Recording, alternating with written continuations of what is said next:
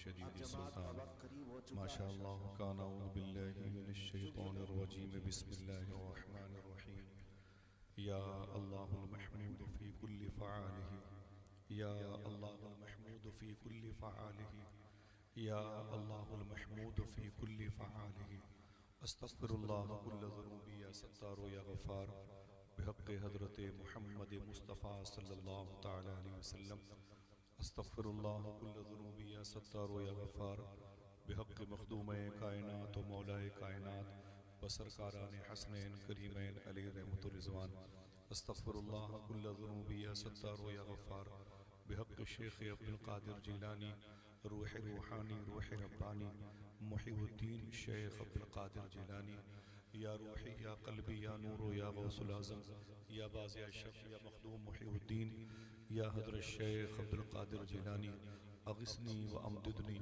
ونورنی و اسقنی و اعطنی و اکرمنی وانصرنی وانظرنی ورحمنی وحفظنی وارشدنی طلع البدر علینا من سنیات الوداع وجبت الشکر علینا ما دعا للہ داعی بلغ العلا بکمالہ کشف الدجا بجمالہ حسنت جمیع خصالہ صلو علیہ وآلہ آقا کریم صلی اللہ علیہ وسلم کی بارگاہ میں میرے امام نے یوں خراج پیش کیا سب سے اعلیٰ و اولا ہمارا نبی سب سے بالا و والا ہمارا نبی اپنے مولا کا پیارا ہمارا نبی دونوں عالم کا دولہا ہمارا نبی بڑے بڑے انبیاء کرام الگ الگ ملکوں کے شہروں میں آئے کہیں کی تہذیب کہیں کا حسن کہیں کی ثقافت اور کہیں کا کلچر کہیں کا وہ جو آئس لینڈ جیسی فضاؤں کا تاثر کہیں کا حسن کہیں کی معیشت بزنس بہت مشہور تھی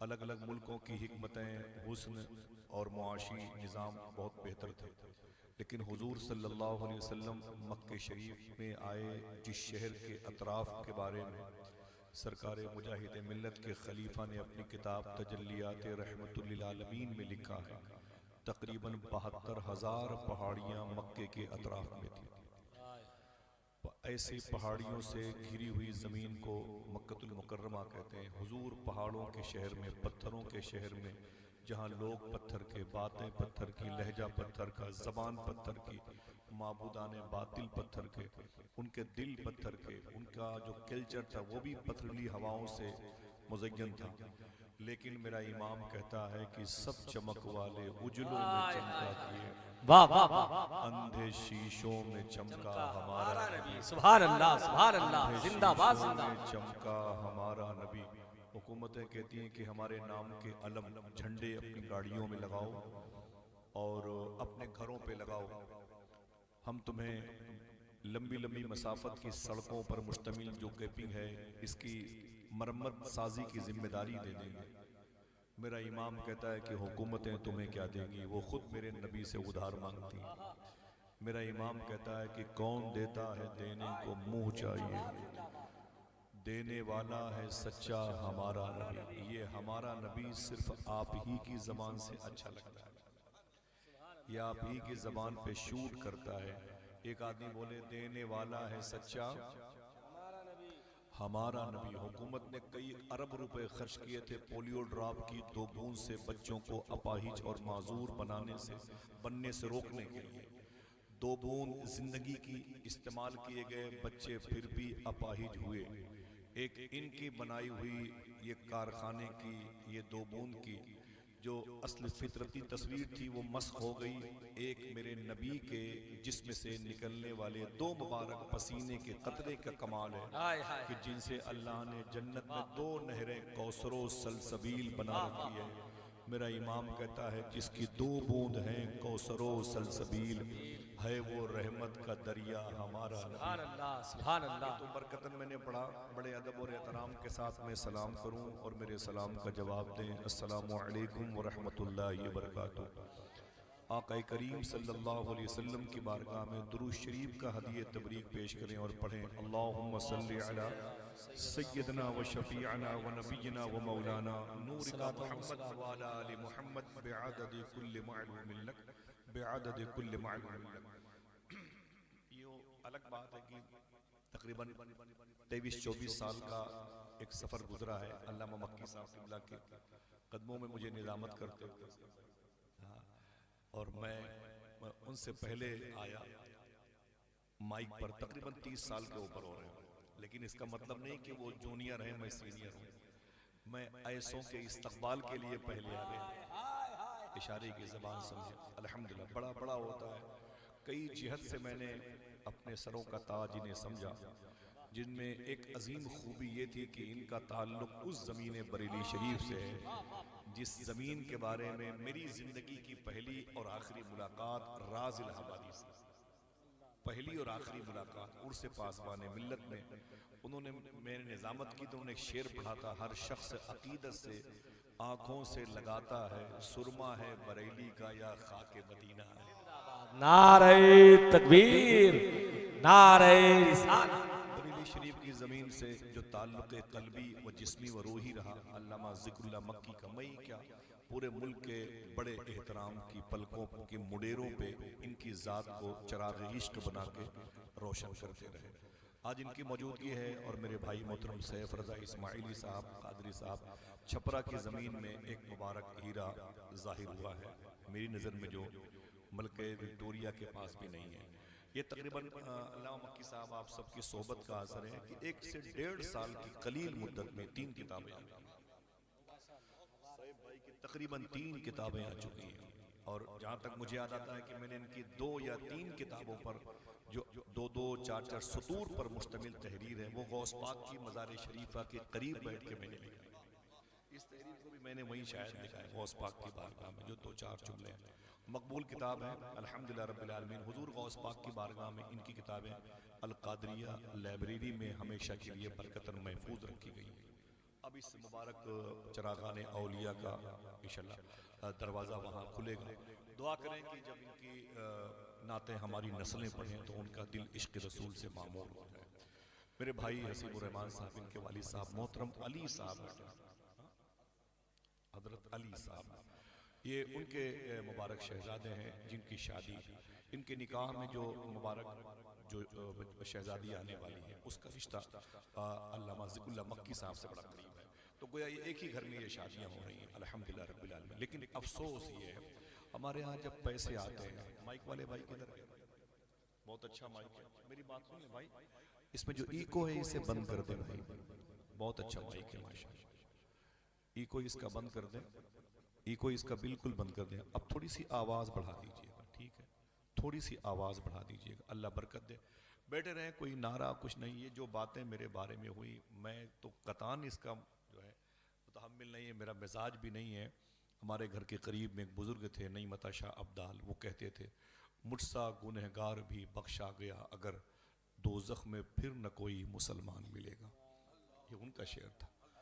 ہم بریلی شریف کی مٹی کا بھی احترام کرتے ہیں، لیکن صوفی سلطان میاں فرماتے ہیں کہ بریلی شریف کی ہر چیز کو فالو کیا کرو، اعلیٰ حضرت کے ہر قول کو عمل کی راہ ملایا کرو، لیکن ان کے شعر کو بھی کبھی کبھی محسوس کیا کرو کہ کون پوچھے گا تیری بات رضا، تجھ سا کتے ہزار پھرتے ہیں۔ 1960 میں جس ذات کے 1,00,000 جنات مرید ہوں، وہ ذات حضور مفتی اعظم ہند کی تھی۔ کہتے ہیں ان کے بہت سارے شعر تم پڑھتے ہو، میں نے کہا جی، کہتے ہیں یہ بھی شعر پڑھا کرو کہ میرے اعمال کا بدلہ تو جہنم ہی تھا، میں تو جاتا میرے سرکار نے جانے نہ دیا۔ صاحبو کچھ نہیں ہے، فرماتے ہیں صوفیہ کرام کہ جب کوئی تمہارے سامنے کسی امیر و کبیر کی تعریف کرے تو کہا کرو لا الہ الا انت سبحانک، اور وہ تمہاری تعریف کرے تو کہا کرو انی کنت من الظالمین۔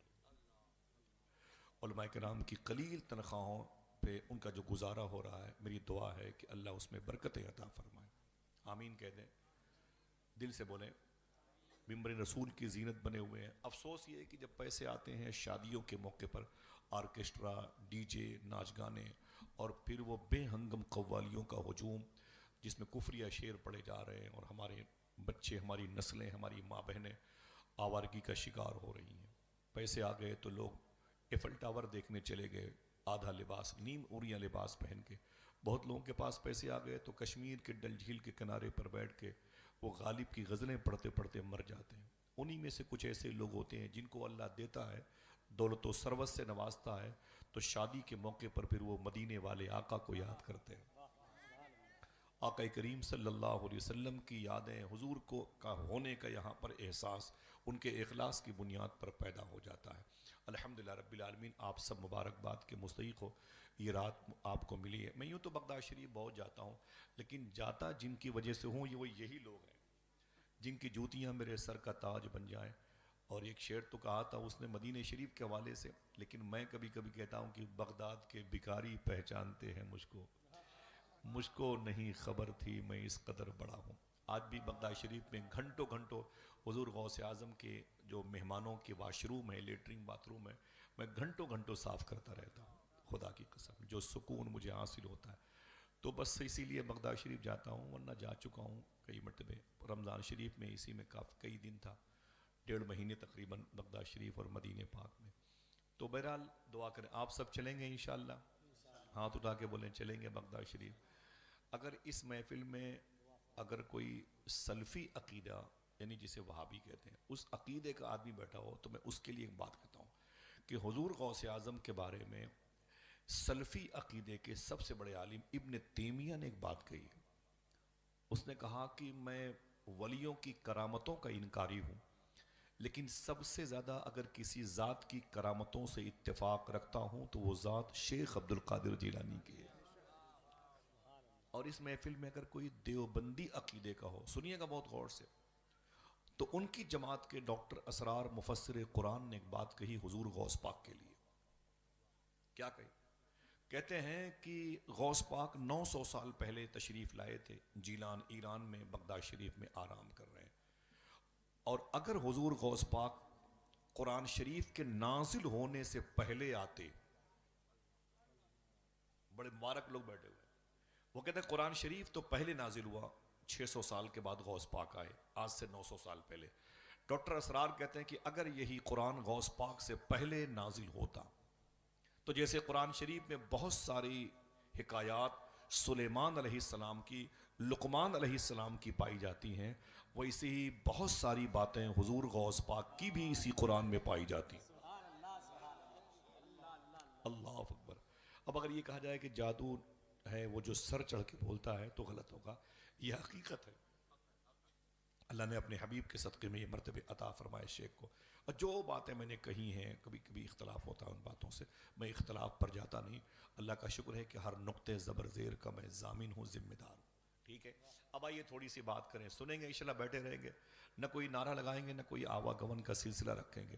یہ جو شادی کے موقع پر ہم بیٹھے ہوئے ہیں، آج مسلمانوں کی لڑکیاں، مسلمانوں کے لڑکے جس قدر شادیوں میں آوارگی کا مظاہرہ کر رہے ہیں، میں تھوڑی دیر گفتگو کروں گا، بس ملاقات روشن غزالی بھائی سے ہوئی، ان کے دوستوں سے ہوئی، اور علماء کرام سے ہوئی، اور بالخصوص علامہ مکی صاحب قبلہ کو اس محفل کے توسل سے ان کی والدہ کے درجات ظاہری اور باطنی میں اضافہ فرمائے۔ سنیں، آقا کریم صلی اللہ علیہ وسلم نے ارشاد فرمایا، قال النبی صلی اللہ علیہ وسلم النکاح من سنتی فمن رغب عن سنتی فلیس منی۔ میں پھر سے اسے ریورس کرتا ہوں، سننا صاحبو، النکاح من سنتی فمن رغب عن سنتی فلیس منی۔ شادی کے کارڈ پر یہ لکھا ہوتا ہے کہ نہیں؟ بولے بھائی، آواز آ رہی ہے؟ آپ کے ہاں جو شادی کے کارڈ چھپتے ہیں نا، اس پر یہ لکھا ہوتا ہے النکاح من سنتی فمن رغب عن سنتی فلیس منی۔ یہ حضور کی حدیث شریف ہے۔ صوفی صاحب فرماتے ہیں کہ جس شادی کے کارڈ پر یہ جملہ لکھا ہو اور اس کا احترام نہ کیا جائے تو رشتے کمزور ہو جاتے ہیں۔ جو نالی میں کارڈ بھیج دیے تھے، یا وہاں گندگی کے ڈھیر پر وہ کارڈ پھینک دیے جاتے ہیں، اس میں اللہ اس کے رسول کا نام لکھا ہوتا ہے، تو ایسے رشتے کمزور ہو جاتے ہیں۔ لہٰذا ان ناموں کا احترام کریں گے انشاءاللہ۔ بیٹھے بیٹھے بیٹھے بیٹھے بیٹھے، ہنسی مذاق نہ کرو بیٹا، ٹھیک ہے۔ میں پھر سے ریورس کرتا ہوں، اس کی میننگ کیا ہے، ماں حسن نچوڑ کی طرف جائیں۔ اللہ کے رسول فرماتے ہیں نکاح یہ میری سنت ہے۔ کیا ہے بیٹا؟ ریکارڈ ہو رہا ہے نا، بولنا۔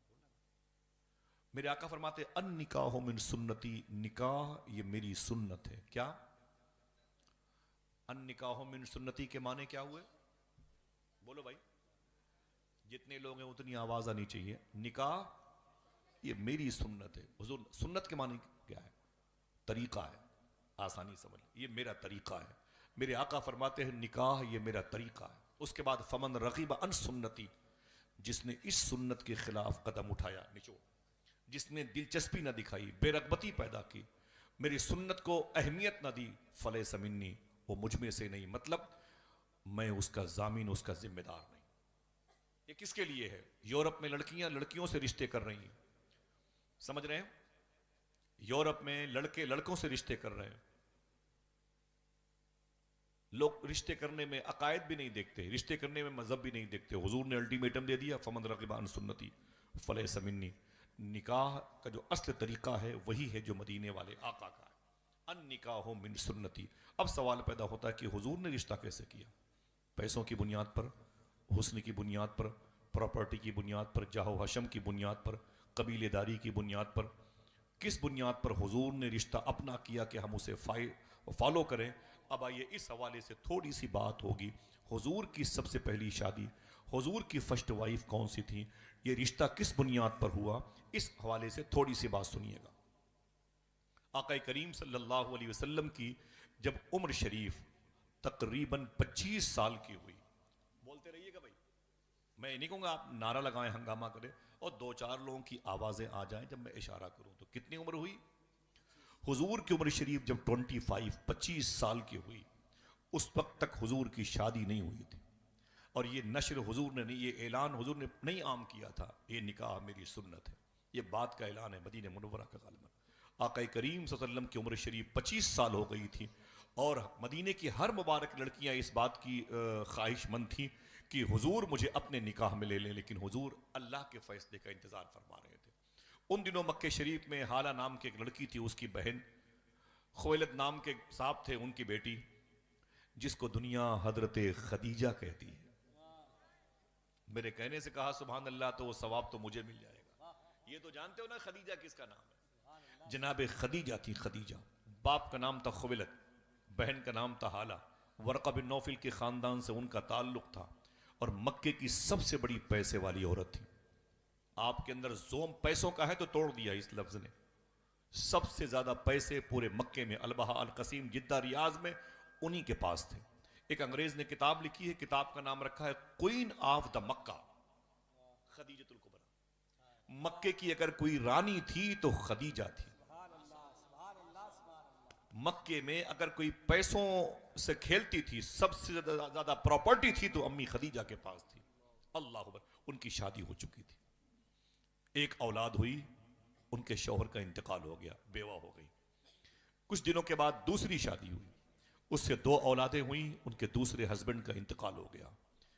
2 شادیاں، 3 یا 4 اولادیں ہوئیں۔ اپنے باپ کو بلایا اور اپنی کنیز سہیلی کو بلایا اور اپنے نوکر میسرہ کو بلایا اور بٹھایا، کہا خبردار اب اگر تیسرا رشتہ لے کے آئے تو خیریت نہیں، مجھے تیسری شادی نہیں کرنی ہے، مجھے تیسری شادی نہیں کرنی ہے۔ کہا کیوں؟ کہا مجھے مردوں سے الرجی ہو گئی، یہ شوٹ نہیں کرتے مجھ کو، مجھے ان کے چہروں سے نفرت ہو گئی ہے، اب مجھے تیسری شادی نہیں کرنی ہے۔ باپ نے کہا اتنی بڑی پہاڑ جیسی زندگی کیسے گزارے گی؟ تو کہا ساری طاقت میں اس بزنس پہ خرچ کروں گی۔ اے میرے باپ، مجھے اب کوئی رشتہ درکار نہیں ہے، میں اپنی دماغ و جسم کی طاقت کو اس کاروبار میں لگاؤں گی، خبردار میری شادی تیسری نہیں ہونی چاہیے۔ اس وقت ان کی عمر تھی 40 سال۔ کتنی؟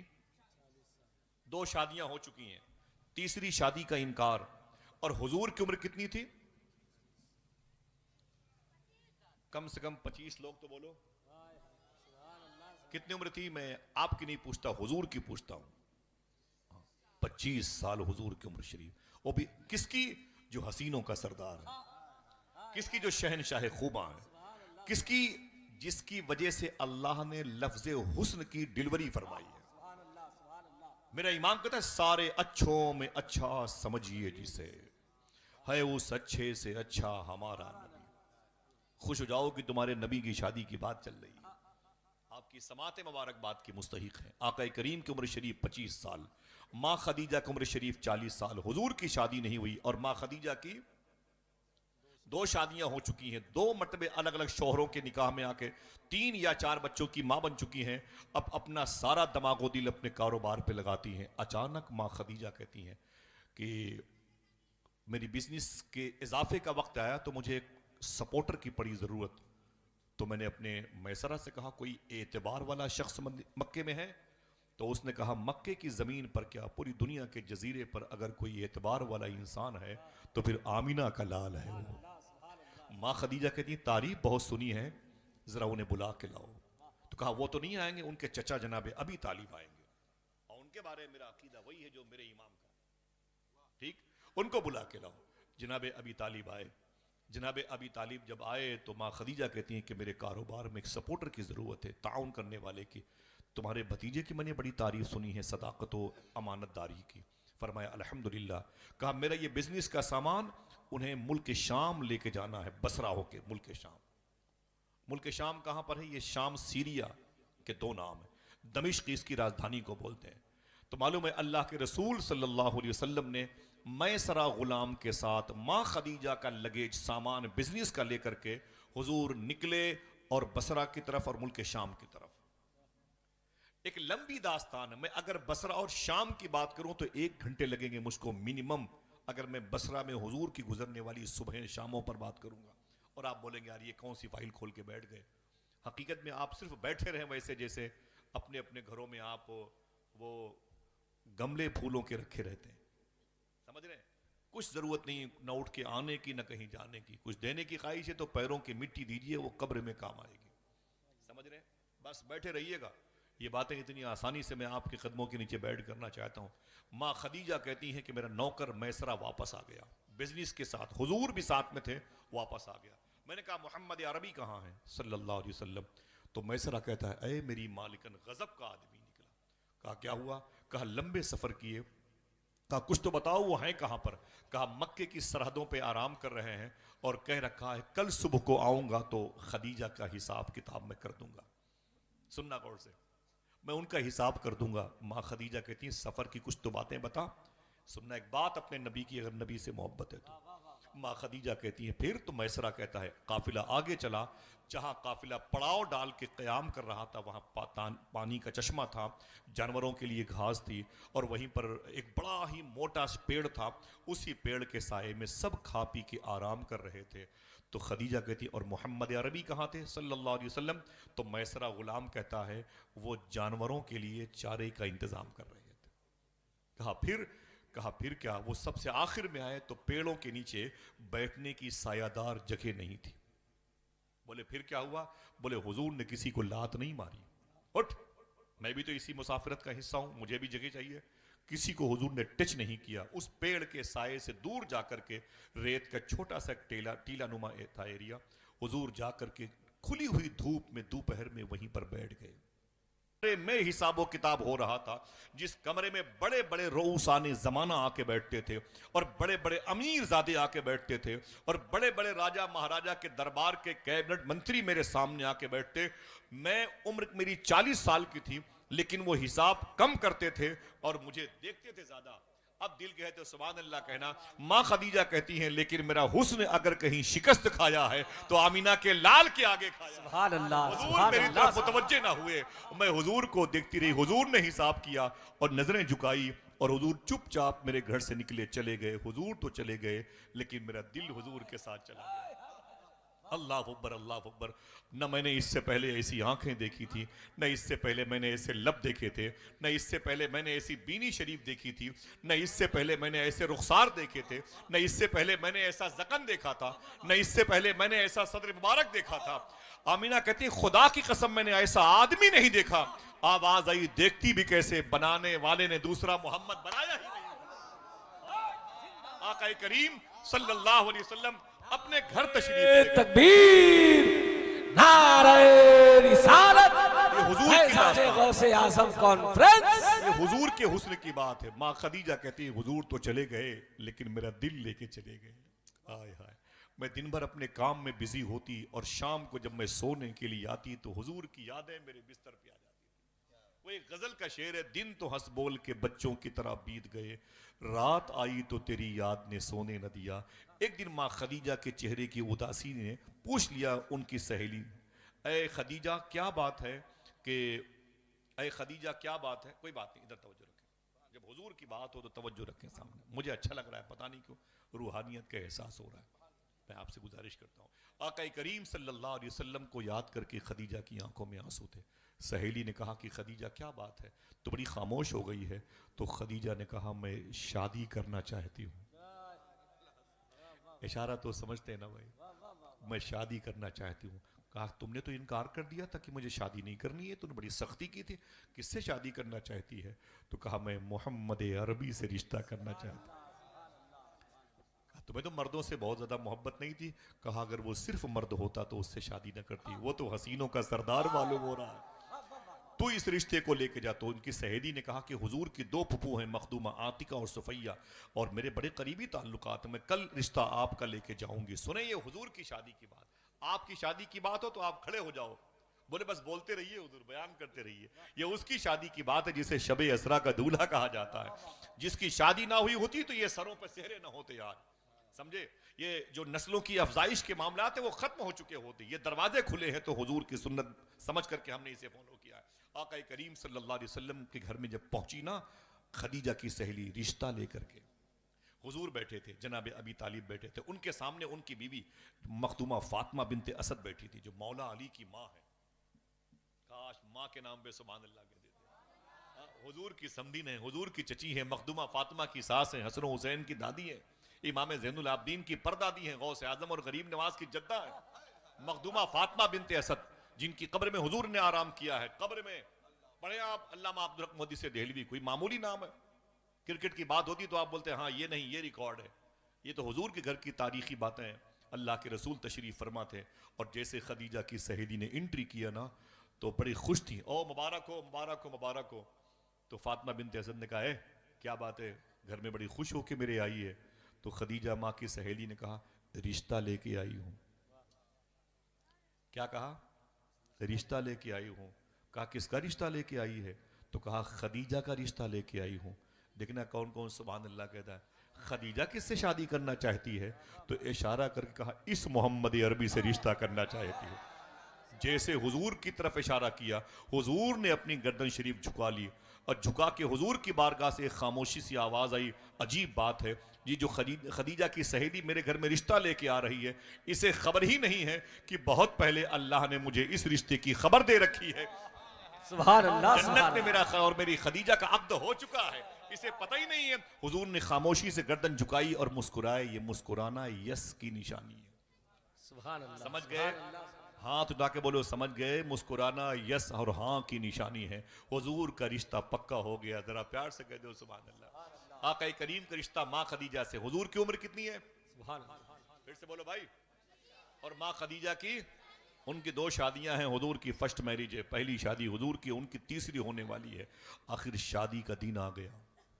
شادی کا دن آ گیا. ذرا پیار سے کہہ دو سبحان اللہ. اللہ اکبر. آج آقا کریم صلی اللہ علیہ وسلم ظاہری طور پر دولہا بننے والے ہیں. اس واقعے کو سننا غور سے. ہاتھ جوڑتا ہوں، مجھے کوئی شکوہ شکایت نہیں. رات کے اتنے بجے بھی اتنی محبتوں سے لوگ شادی کی محفل میں بیٹھے ہوں، اس سے بابرکت اور کیا ہو سکتا ہے؟ غریبوں کا اس سے بڑا نذرانہ حضور کی بارگاہ میں اور کیا ہو سکتا ہے؟ یہ علماء کرام اس قدر محبت سے بیٹھے ہیں. اللہ ان کی جوتیوں کی برکتوں سے ہمارے دلوں کو پاک کرے، اور ان کی ذمہ داریوں کو انہیں خود کو نبھانے کی توفیق عطا فرمائے. چھوٹی تنخواہوں میں اللہ بڑی برکتیں عطا فرمائے. نیتیں اچھی ہوتی ہیں تو اسباب پیدا ہوتے ہیں. سنیں اللہ کے رسول دولہا بننے والے ہیں. جناب ابی طالب نے آ کے کہا کہ آقا کریم صلی اللہ تعالیٰ علیہ وسلم کی بارگاہ میں، اے محمد عربی میرے بھتیجے، تمہاری شادی کا دن ہے. آج تمہاری شادی کا دن ہے. استقبال کر لے ہمارے آپ کے بیچ آج کے جلسے کے سرپرست قائد قوم ناشر مسلک اعلیٰ حضرت خلیفہ حضور تاج الشریعہ حضرت علامہ محمد اسلم القادری صاحب قبلہ تشریف لے آئے. نعرہ تکبیر، نعرہ رسالت. فیضان غوث اعظم کانفرنس حضرت علامہ اسلم القادری صاحب قبلہ. نعرہ تکبیر، نعرہ رسالت. علماء کرام اور مشائخ کرام کا آنا اللہ اسے باعث برکت بنائے. سنیں آپ آقا کریم صلی اللہ درود شریف پڑھیں. اللہم صلی علی سیدنا و شفیعنا و نبینا مولانا نورک محمد وعلی آل محمد بعدد کل معلوم لک. آپ اس وقت ریکارڈ کی نظروں میں ہیں اور آپ محفوظ ہو رہے ہیں. فرشتوں کی بھی نگاہ میں اور ظاہری طور پر اسکرین کے ذریعے سے بھی. سنیں آقا کریم صلی اللہ علیہ وسلم کے دولہا بننے کا وقت آیا. جناب ابی طالب نے کیا کہا؟ میں نے ان کے بارے میں کہا کہ وہی میرا عقیدہ جو میرے امام کا ہے. کیا کہا؟ اے میرے بھتیجے محمد عربی، آج تمہاری شادی کا دن ہے. توجہ ہے؟ بولو بھائی توجہ ہے. آج تمہاری شادی کا دن ہے. میں یہ چاہتا ہوں کہ اپنی شادی میں کسی کو چیف گیسٹ بنا لو. سننا بھائی جان، ادھر دیکھیں بھائی جان، بہت بہت شکریہ. حضور سے کہا ابی طالب نے، جناب ابی طالب نے، آج تمہاری شادی کا دن ہے اور کسی کو اپنی شادی میں چیف گیسٹ بنا لو. علامہ مختار احمد نعیمی امریکہ، ان کی تحقیق کے مطابق سنیں آپ، وہ کہتے ہیں کہ حضور سے جناب ابی طالب نے کہا اے بھتیجے تیری شادی ہے، کسی کو خاص مہمان بنا لے. تو حضور کی آنکھوں میں آنسو آ گئے. اللہ کے رسول نے فرمایا کس کو بناؤں؟ جب میں اپنی ماں کے پیٹ میں تھا 2.5-3 مہینے کا تو میرے باپ کا جناب عبداللہ کا مدینہ شریف میں دار نابغہ محلے میں انتقال ہو گیا تھا. جب میں 6 سال کا تھا تو میرے ران پر ابوا شریف کی پہاڑی پر میری ماں کا انتقال ہو گیا تھا. جب میں 8 سال کا تھا تو میرے دادا عبد المطلب کا میری نگاہوں کے سامنے انتقال ہو گیا تھا. سمجھ رہے ہیں؟ میں کسے بناؤں چیف گیسٹ؟ کسے بناؤں اپنی شادی میں خصوصی مہمان؟ نہ میرا کوئی بھائی ہے، نہ میری کوئی بہن ہے، نہ میرا باپ ہے، نہ میری ماں ہے. کسے بناؤں؟ میری ماں آمینہ کا بھی انتقال ہو گیا. حضور یہ کہہ کے رونے لگے. بہت دیر تک گھر میں خاموشی تھی. پھر جناب ابی طالب سے حضور نے کہا چچا اگر اجازت دے تو ایک ذات کی طرف میرا ذہن جا رہا ہے، میں اسے اپنی شادی میں چیف گیسٹ بنا لوں. اگر آپ بہرے ہوں گے تب بھی سبحان اللہ کہیں گے. ہنسی مذاق کے لیے آئے ہوئے ہیں تب بھی گزارش ہے کہ چلے جائیں. ہم تو 2 لوگوں پر 40 سال سے تقریریں کر رہے ہیں. سمجھ رہے ہیں آپ؟ اللہ کا شکر ہے یہی کرتے ہیں، یہاں بھی کرتے ہیں، پورے ملک میں جھاڑو لگاتے رہتے ہیں. سن لیں آپ کیا کہا تھا حضور نے. اے میرے چچا میں چاہتا ہوں کہ ایک ذات کو اپنی شادی میں چیف گیسٹ بنا لوں. تو فرمایا کس کو بنانا چاہتے ہو؟ تو حضور نے رو کے کہا تھا وہ کوئی اور نہیں، میری ماں امی حلیمہ ہے. امی حلیمہ. آئے ہاتھ اٹھائے رکھیں، اٹھائیں اٹھائیں. اگر کوئی آپ سے پوچھے کہ حضور کی شادی میں چیف گیسٹ کون تھا تو یہ جواب دینا میں ذمہ دار ہوں، امی حلیمہ تھی. یہ آواز آئی آپ کی؟ حضور کی شادی میں خصوصی مہمان کون تھا؟ ماں حلیمہ. لیکن افسوس ہے کہ بیٹوں کے پاس پیسے آتے ہیں تو اپنی ماں کو دعوت دینا بھول جاتے ہیں، اپنی ماں کی ہی قدر کرنا چھوڑ دیتے ہیں. سرکار محبوب الہی فرماتے ہیں جب تک میری ماں زندہ تھی میرا کوئی کام رکا نہیں، اور ماں کے انتقال کے بعد بھی میرا کوئی کام رکا نہیں. لوگوں نے کہا کہ ماں کے انتقال کے بعد کیسے کام ہوتا تھا؟ تو آپ نے فرمایا جب میری ماں کا انتقال ہو گیا تو میں اپنی ماں کی قبر پہ جاتا تھا اور میں قبر کے قریب بیٹھ کر کے دعا کرتا تھا. میری ماں قبر کے نیچے آمین کہتی تھی، میرا کام ہو جایا کرتا تھا. آپ میں سے آپ کی ماں زندہ ہے؟ بتائیں اپنے ہاتھوں کو اٹھا کر کے. ماں زندہ ہے، خوش قسمت ہیں آپ. الحمدللہ رب العالمین. اٹھائے رکھیں اٹھائے رکھیں. ذرا محبت سے کہہ دیں اے اللہ تیرا شکر ہے. بولتے کیوں نہیں بھئی آپ لوگ؟ اونچی آواز بولے. یہ جو زبان آپ کے منہ میں ہے نا یہ بھی اسی کی دودھ کا اثر ہے جس کے ہونے پر شکر کے جملے نہیں نکلتے. جب انتقال ہوگا تب احساس ہوگا آپ کو یہ ماں کتنی عظیم نعمت ہوتی. میں 1.5 مہینے کے بعد بغداد شریف سے جب چاند رات کو گھر آیا تو سیدھے ایئرپورٹ گیا. آج بھی میں رات کو 12, 1, 2, 3 بجے جب گھر واپس جاتا ہوں، میں باسیت سے گھر سے نکلا ہوں، سمجھ رہے ہیں، صبح میری فلائٹ ہے، بمبئی جاؤں گا کچھ گھنٹے کے لیے، سیدھے اسٹیج پر پھر ایئرپورٹ سے کلکتہ. یہ کتوں کے طریقے سے بھوکتا ہوں. آپ کے سامنے کوئی نئی میں محفل میں نہیں آیا ہوں، میرا یہ روز کام ہے. لیکن میں کہنا چاہتا ہوں کہ مجھے اس بات کا درد میری ماں کے جانے کے بعد ہوا. رات کے 2 بجے کہ 3 بجے میں کہیں سے آتا ہوں سب سے پہلے ماں کی قبر پہ جاتا ہوں. شاعر نے کہا تھا اے ضیا ماں باپ کے سائے کی نہ قدری نہ کر، دھوپ کاٹے گی بہت جب یہ شجر گر جائے گا. وعدہ کرو جب کہیں بھی گھر سے جاؤ گے باہر تو اپنی ماں کا ہاتھ چوم کے جاؤ گے. اٹھاؤ اٹھاؤ اپنے ہاتھوں کو، میں حلف نہیں اٹھا رہا ہوں. بولو بھائی انشاءاللہ بولو. ہاں اپنی ماں کی خدمت کرو گے انشاءاللہ بولیں. سمجھ رہے ہیں آپ؟ میرے ایک دوست تھے، میں ان سے ملنے کے لیے گیا تو میں نے کہا یار وہ تمہاری ماں کہاں ہے؟ وہ 100 سال کے آس پاس تھی، مجھے بڑی محبت تھی ان سے. تو رونے لگے، بولے آصف بھائی امی کا انتقال ہو گیا. میں نے کہا رے کب ہوا؟ تو بولے آپ کو نہیں پتا. میں نے کہا نہیں.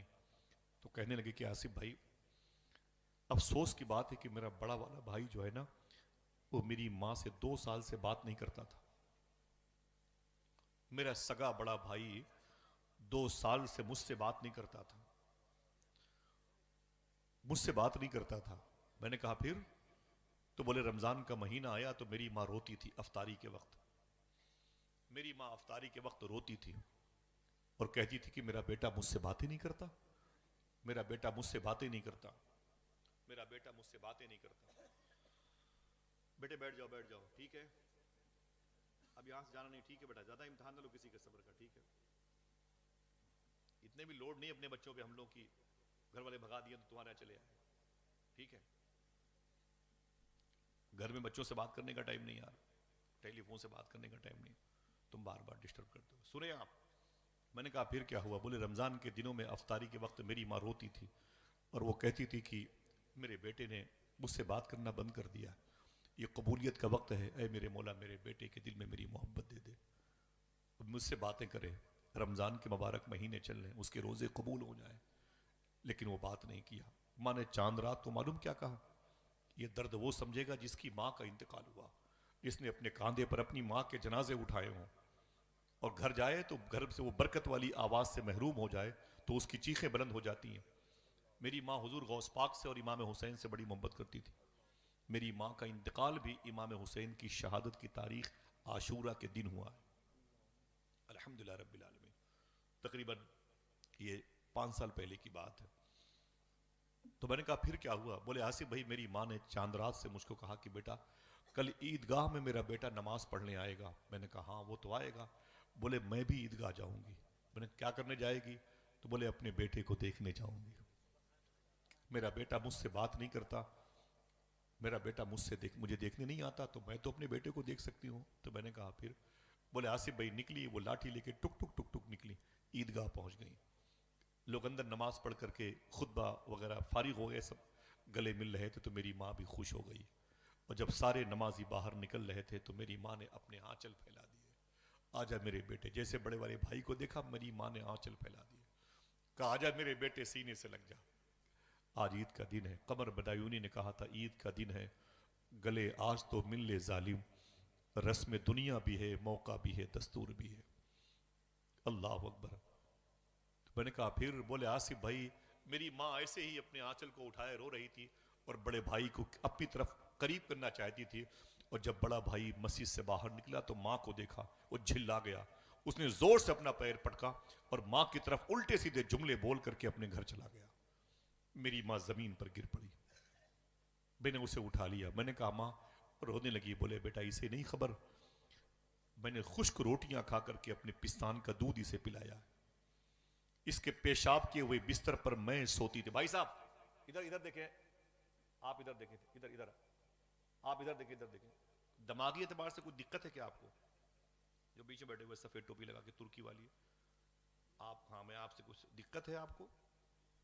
امی نہیں ہے آپ کے گھر میں کوئی؟ آپ کے ٹینٹ ہاؤس سے آئے ہوئے ہیں؟ یار یہ ماں کی بات ہے بھائی، سن لو اسے، یہ عمر شریف کے ڈرامے نہیں ہیں، بعد میں احساس ہوگا جب ماں جیسی دولت چلی جائے گی۔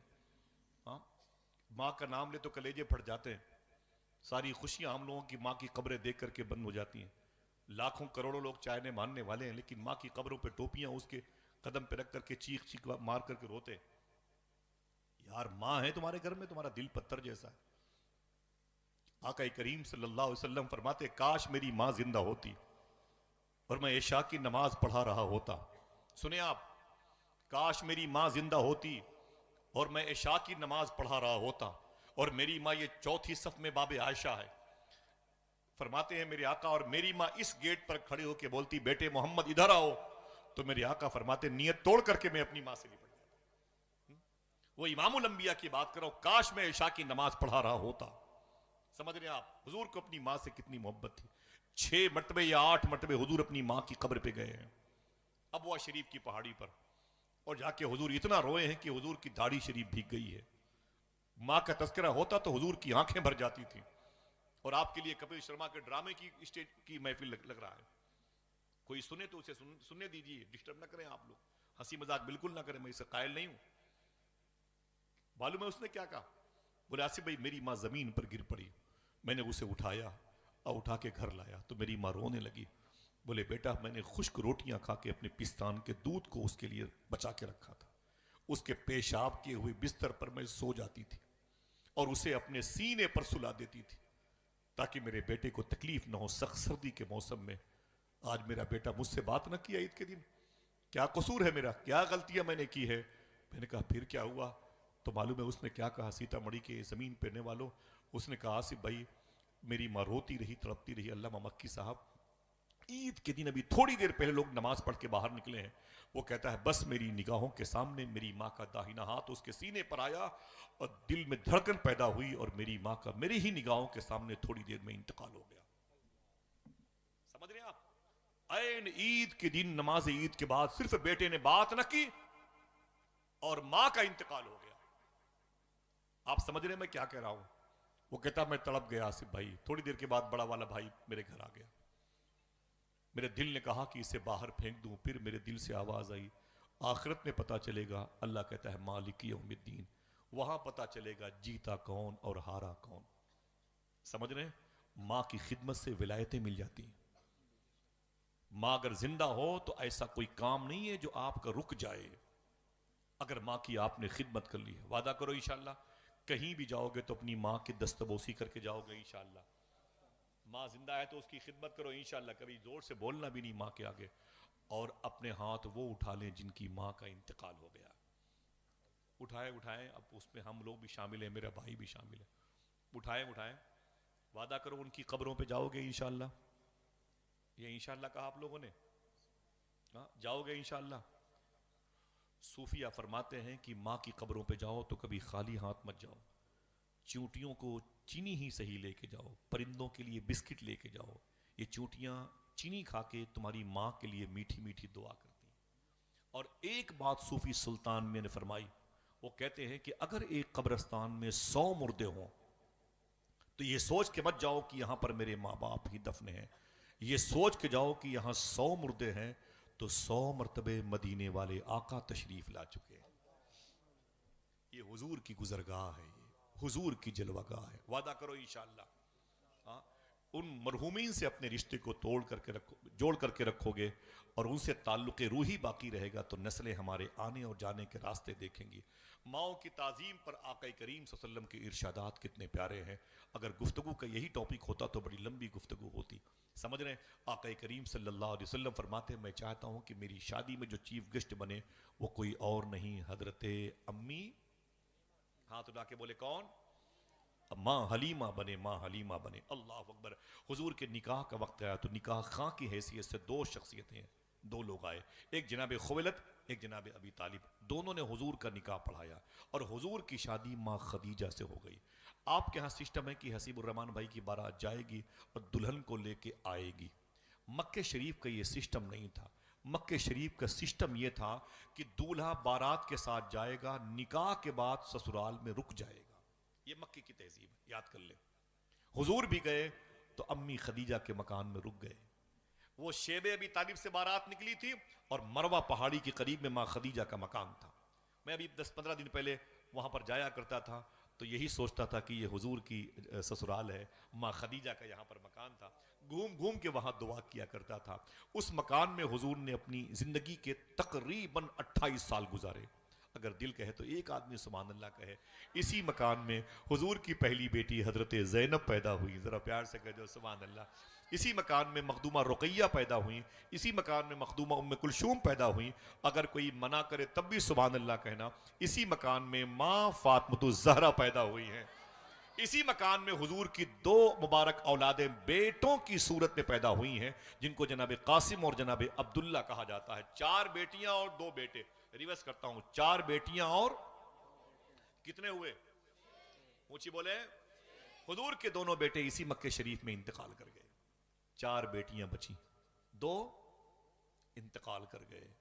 ایک دن ماں خدیجہ نے حضور سے کہا، سننا بہت غور سے، ہم آپ سے نہیں کہتے آپ چیخ پکار کے نعرہ لگائیں، بس آپ بیٹھے سنیں بس، تاکہ یہ باتیں میں بھول جاؤں تو کبھی مجھے بتائیں بس۔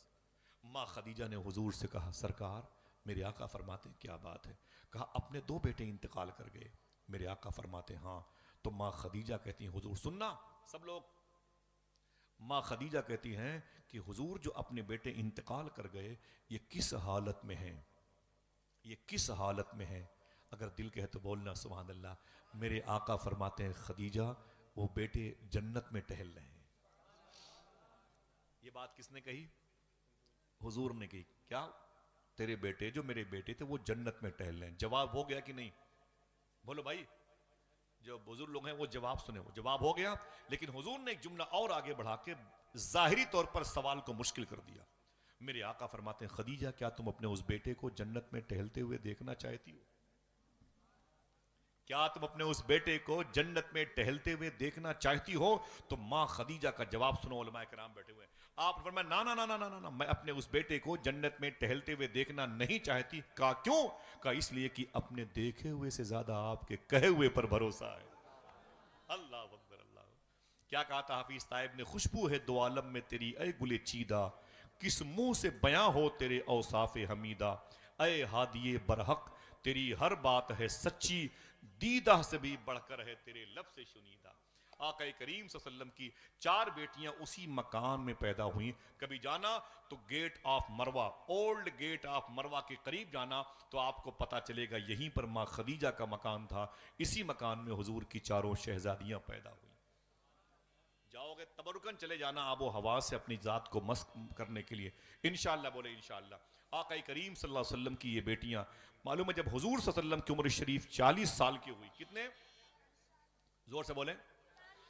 حضور کی عمر شریف جب 40 سال کی ہوئی تو ماں خدیجہ کی عمر شریف تقریباً 55 سال کی ہوئی. کتنے؟ 55 سال کی ہوئی. 55 سال کی. اور آقا کریم صلی اللہ علیہ وسلم کی اس بیوی کی طبیعت بگڑ رہی ہے. مکے کی سب سے بڑی پیسے والی عورت. توجہ دیں بھائی. مکے کی سب سے بڑی پیسے والی عورت رمضان شریف کے 9 رمضان شریف کو جب روزے فرض نہیں تھے طبیعت بگڑ گئی. 4 بیٹیاں حضور کی گھر میں بیٹھی ہوئی ہیں. ان کی سہیلی گھر پہ آ گئی. یہ باتیں یاد رہیں گی 2-4 لوگوں کی نہیں یاد رہیں گی؟ ہاں یاد رہیں گی. بے توجہی کا شکار نہ ہو جائیں. بڑی آزمائشوں میں لوگ ڈال دیتے ہیں کبھی کبھی. حقیقت بات ہے. سنیں آقا کریم اگر میں بتا دوں آپ سے میں حضور کی شہزادیوں کی حضور کے ایک ایسی مبارک کہانیاں ہیں جو رشتوں کے حوالے سے ہیں. سننے کا ذوق نظر آئے تو میں کئی گھنٹے بول سکتا ہوں. حضور کی ساری بیٹیوں کی شادی کی داستان ہے. الحمدللہ رب العالمین. میں کوئی ہنگامہ نہیں کرتا, میں خاموشی سے بات کرتا ہوں. آقا کریم صلی اللہ علیہ وسلم کی مبارک شہزادیاں بڑی ہو رہی تھی اور ماں خدیجہ کی عمر شریف بھی حضور سے 15 سال اوپر چل رہی تھی. اچانک ان کی طبیعت خراب ہو گئی. آقا کریم صلی اللہ علیہ وسلم کی ایک سہیلی ماں خدیجہ سے ملنے کے لیے, ماں خدیجہ کی سہیلی ان سے ملنے کے لیے آئی نا گھر پہ, تو گھر میں اندھیرا تھا. جملہ سننا, گھر پہ اندھیرا تھا. تو سہیلی نے خدیجہ سے کہا خدیجہ کیا بات ہے, تیرے گھر میں اندھیرا کیوں ہے؟ تو ماں خدیجہ جو سب سے بڑی پیسے والی عورت تھی, آپ نے فرمایا تھا کہ بات یہ ہے کہ چراغ نہیں ہے. کہا جلا لیتی, کہا تیل نہیں ہے. کہا منگا لیتی, کہا پیسے نہیں ہے. سمجھ رہے میں کیا کہہ رہا ہوں؟ کہا گھر میں اندھیرا کیوں ہے؟ دنیا کی سب سے, مکے کی گلف کنٹری کی سب سے بڑی پیسے والی عورت, اس کی بیماری کی شب ہے 9 رمضان کو اور گھر میں اندھیرا ہے. سہیلی نے کہا کہ چراغ, کہا چراغ نہیں ہے. اندھیرا کیوں ہے؟ کہا چراغ نہیں. کہا جلا لیتی, کہا تیل نہیں. کہا منگا لیتی, کہا پیسے نہیں ہے. تو اس نے کہا خدیجہ تیری ساری پراپرٹی کیا ہو گئی؟ سب سے بڑی پیسے والی عورت, تیری ساری دولت کیا ہو گئی؟ تو معلوم ہے اس نے کیا کہا ماں خدیجہ نے؟ میں نے ساری پراپرٹی حضور کے نام پہ قربان کر دی. اللہ اکبر. یہاں ہم وقت نہیں دے سکتے. اسی بات کو کوئی چیخ کے بولتا تو کوئی نعرہ لگاتا. نعرے بھی رکھو سنبھال کر کے, بعد میں نعتیں سنیں گے تو کام آئیں گی. میری بات خاموشی سنیں. کہا تیری ساری پراپرٹی کا حضور کے نام پہ قربان کر دی ہے. تو اس نے کہا ارے خدیجہ پھر تجھے کیا ملا؟ تو اٹھ کے بیٹھ گئی بستر پہ. کہا مجھ سے بولتی ہے مجھے کیا ملا؟ سن, اللہ کے رسول میرے حصے میں آ گئے, اب کیا چاہیے؟ آئے ہے مرہار سنگار تمہیں سے ہے, بگین میں بہار تمہیں سے ہے. ظفر علی خان نے کہا تھا دل جس سے زندہ ہے وہ تمنا تم ہی تو ہو, ہم جس میں بس رہے ہیں وہ دنیا تم ہی تو ہو. صبح کو اماں خدیجہ کا رات کے آخری حصے میں انتقال ہو گیا. بھری جوانی میں حضور کی بیوی کا انتقال ہو گیا. حضور کی 4 بیٹیاں اپنی ماں کے جنازے کے پاس بیٹھ کے روتی تھی. صبح اٹھ کر کے میرے آقا نے معلوم کیا فرمایا, ہے کوئی میرے خاندان میں جو میری بیوی خدیجہ کو نہلا دے، ہے کوئی جو میرے پیسے سے میری بیوی خدیجہ کے لیے کفن لے آئے، ہے کوئی جو مالا قبرستان میں میری بیوی خدیجہ کے لیے قبر کھود دے۔ دیکھیں میاں بیوی کے درمیانی مبارک رشتے کو دیکھیں کیسے اجاگر کرتے ہیں میرے آقا۔ قبیلے کی عورتیں آ گئی ماں خدیجہ کو نہلانے کے لیے، غلام آ گئے کفن لانے کے لیے، کچھ غلام آئے گورکن قبر کھودنے کی صورت میں، وہ مالا قبرستان میں گئے اور قبر کھود کر کے جب واپس آئے حضور کی بارگاہ میں بولے ماں خدیجہ کی قبر تیار ہو چکی ہے۔ حضور نے کہا لیکن ماں خدیجہ کو ابھی نہلایا جا رہا ہے۔ اللہ کے رسول روتے ہوئے چلے گئے قبرستان، کہا چلو پہلے خدیجہ کی قبر دیکھ کر کے آتے ہیں۔ حضور نے جب خدیجہ کی قبر کے قریب پہنچے تو فرمایا یہی قبر ہے؟ کہا ہاں۔ اللہ کے رسول نے اپنی نالین شریف اتاری اور اتارنے کے بعد ماں خدیجہ کی قبر میں اتر گئے، اور اترنے کے بعد حضور لیٹ گئے اور لیٹنے کے بعد بہت روئے۔ اپنی بیوی ماں خدیجہ کی قبر میں بہت روئے حضور، آنکھوں سے آنسو نکلتے اور پھر قبر خدیجہ میں وہ جذب ہوتے تھے۔ بہت دیر کے بعد حضور قبر، یہ علامہ عبدالحق محدث دہلوی کی تحقیق ہے جس کے حوالے دیتے ہیں اعلیٰ حضرت بھی، سمجھ رہے ہیں آپ؟ اللہ کے رسول جب باہر نکلے تو جوتے شریف پہنے، تو غلاموں نے کہا قبر میں اتنی دیر تک آپ لیٹے تھے ماں خدیجہ کی، کیوں؟ تو میرے آقا نے فرمایا کہ میری خدیجہ میرے جسم کی خوشبو سے مانوس ہو چکی ہے، اب میں اس لیے لیٹ گیا تھا کہ میری خدیجہ کو اس قبر میں ڈر نہیں لگے۔ اللہ اللہ، جنازہ اٹھا تو حضور روئے، زینب و رقیہ ام کلثوم روئیں، مخدومہ فاطمہ روئی۔ دوستو آپ کی بیٹیاں برا نہ مانے اور میری بیٹیاں، سسرال میں ایک بوٹی گوشت کم پڑ جائے تو یہ FIR ہو جاتی ہے، روٹیاں کم پڑ جائے تو لاٹھیاں چل جاتی ہیں۔ کتنے رشتے صرف اس بنیاد پر ٹوٹ گئے کہ جب بہو کے کھانے کا وقت آیا تو روٹیاں یا چاول کم پڑ گئے تھے، اس بنیاد پر رشتے ٹوٹ گئے صاحبوں۔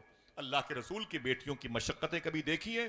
آپ پڑھیں، آپ ضیاء النبی، اس میں لکھا ہوا ہے کہ حضور کی بیٹیاں کہتی ہیں کہ جب ایک دن ہم نے یہ خیال کیا کہ آج آقا کریم صلی اللہ علیہ وسلم کو اپنے ہاتھوں سے کھانا بنا کے کھلائیں گے، اپنے ابو کو کھلائیں گے، ساری بہنیں اکٹھا ہو بیٹھ گئی کھانا بنانے کے لیے۔ جب رات میں حضور آئے تو بیٹیاں حضور کی لپٹ کے رونے لگی۔ میرے آقا فرماتے ہیں میری کلثوم، میری زینب، رقیہ، فاطمہ روتی کیوں ہے؟ تو حضور کی چاروں بیٹیوں نے کیا کہا تھا، کتابیں ہوں تو پڑھ لیں آپ، گھر پہ ہو ضیاء النبی۔ حضور کی بیٹیوں نے کیا کہا تھا؟ کہا تھا سرکار آج ہم نے اپنے ہاتھوں سے آپ کے لیے کھانا بنایا، اور پتیلی میں جب کھانا بن گیا اس سے پہلے کوئی چاول، کوئی پانی، کوئی آگ، کوئی لکڑیاں، اور سب اکٹھا چولہے کے پاس ویسے ہی بیٹھے جیسے ماں خدیجہ بیٹھا کرتی تھی، اور جیسے کھانا پک چکا تو دروازے پر کسی نے لات ماری۔ اللہ کے رسول کے گھر کی بات کر رہا ہوں، دروازے پر کسی نے لات ماری اور پھر دروازہ کھل گیا۔ جب دروازہ کھل گیا تو وہ کئی اوباش اور ٹپوری قسم کے مکے کے لوگ تھے جو گالیاں دیتے ہوئے گھر میں گھس آئے۔ ہم چاروں بہنیں ایک دوسرے سے لپٹ گئے اور وہ کہتے تھے تیرا باپ محمد کدھر گیا، تیرا باپ محمد کدھر گیا؟ تو ہم نے کہا وہ تو تبلیغی کام کے لیے نکلے ہوئے ہیں۔ ایک آدمی اس میں سے آگے بڑھا، صاحب و رونا آتا ہے، ایک آدمی آگے بڑھا، اس نے کہا تیرا باپ تو پتھر پیٹ پر باندھتا ہے، یہ کیا پک رہا ہے؟ تو بہنوں نے کہا کہ آج ہم لوگوں نے ابو کے لیے کھانا بنایا ہے۔ ایک اس میں سے آگے بڑھا اور حضور کی بیٹیاں کہتی ہیں کہ پتیلی سے ڈھکن کھولا اور پکتے ہوئے کھانے کو دیکھا تو کہا رکو، توقف کرو، رکو۔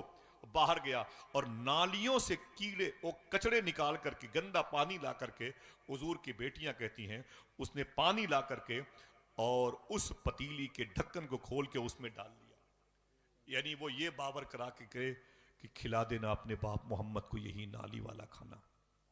اللہ کے رسول کی بیٹیاں روئیں تو حضور نے جملہ ارشاد فرمایا تھا، اے میری بیٹی فاطمہ نہ رو، ایک دن نہ ابو جہل باقی رہے گا، نہ ابو جہلی باقی رہیں گے، نہ ابو لہب باقی رہے گا، نہ ابو لہبی باقی رہیں گے، نہ حکم باقی رہے گا، اور نہ ہی اس کے ماننے والے باقی رہیں گے۔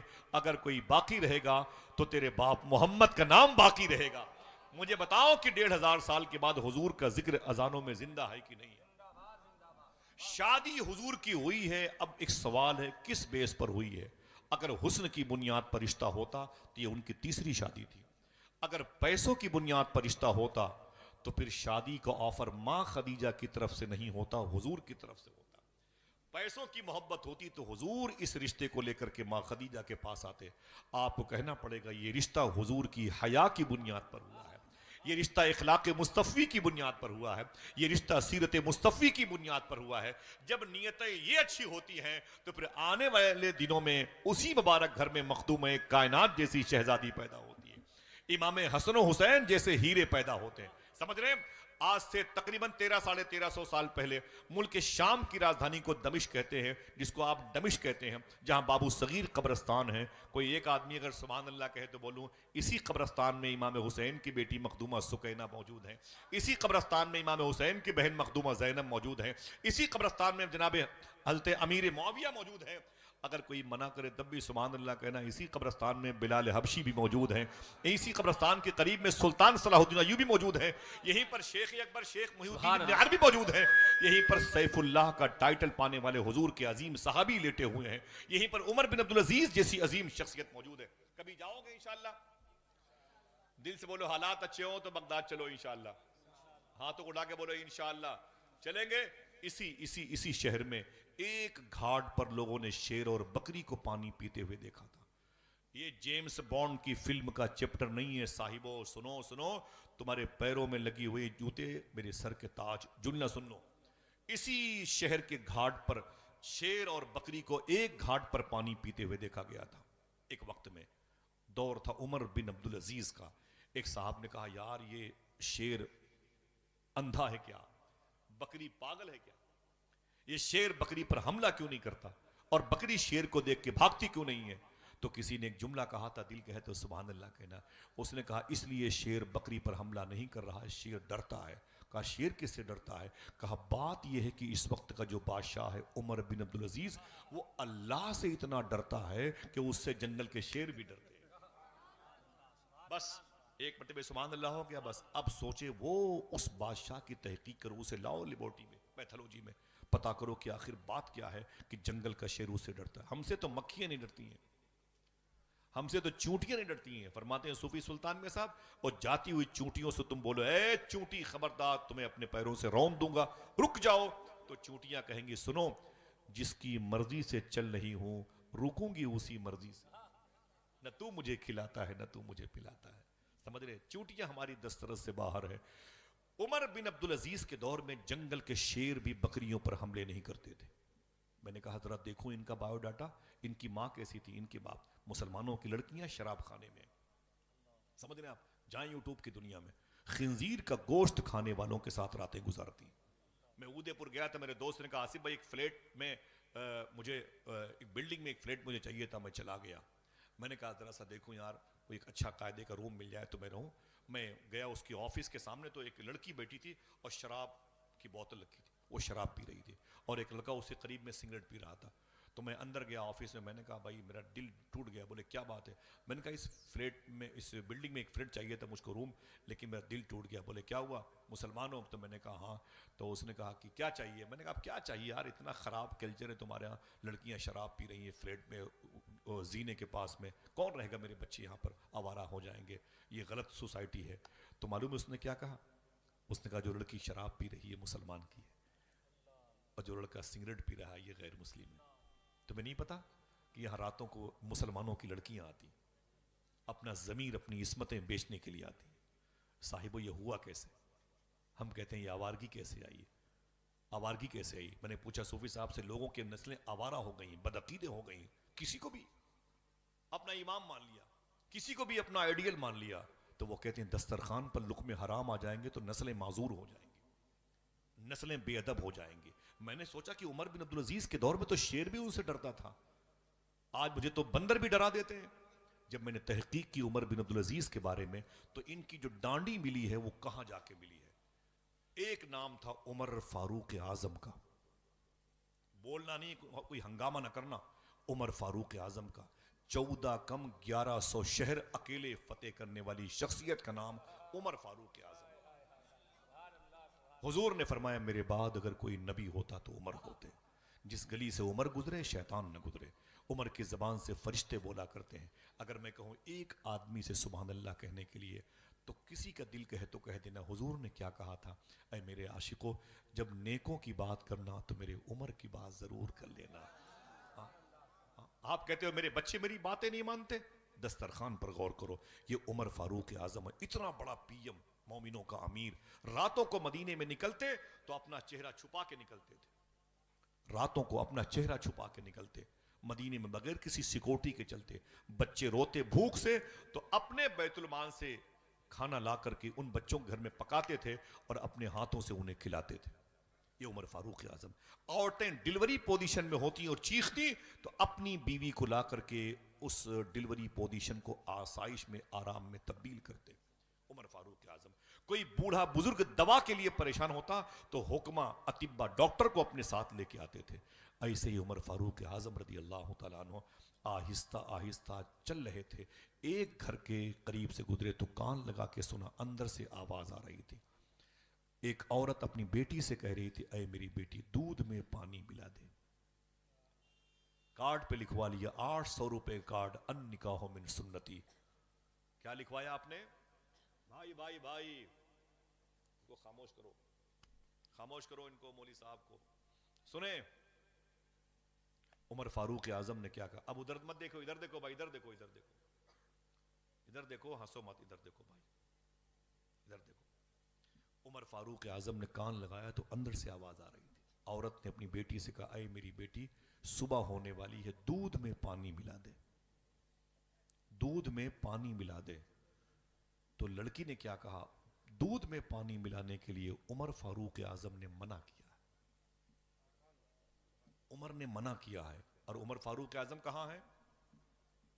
دروازے پر کھڑے ہیں, کان لگا کے سنتے ہیں. ماں نے کہا دودھ میں پانی ملا دے. لڑکی نے کہا کہ دودھ میں پانی ملانے کے لیے عمر فاروق اعظم نے منع کیا ہے. معلوم ہے؟ تو لڑکی سے اس کی ماں نے کہا, ارے ملا دے, کیا عمر دیکھ رہا ہے کیا؟ جس کا دل کہے وہ بولے.